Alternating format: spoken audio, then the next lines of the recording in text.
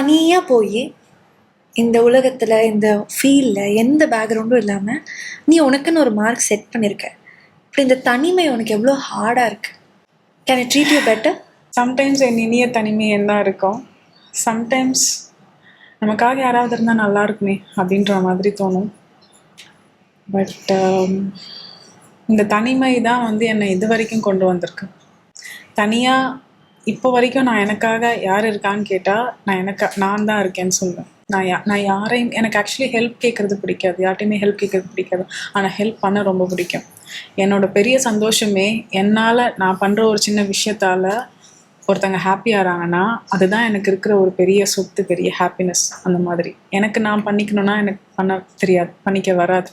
அதனால் எனக்கு இந்த தனிமை வந்து நிறைய விஷயத்த கற்றுக்கும். தனியாக இருக்கிறப்ப தான் அவங்கள நீங்கள் புரிஞ்சுப்பீங்க.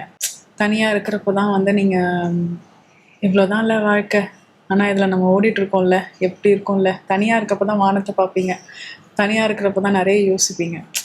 இதெல்லாம் யோசிச்சு முடிச்சு okay fine, okay let's back to the action அப்படின்ற மாதிரி ஒரு விஷயம் வரும் இல்லையா. அதுக்கு யூ நீட் த தனிமை.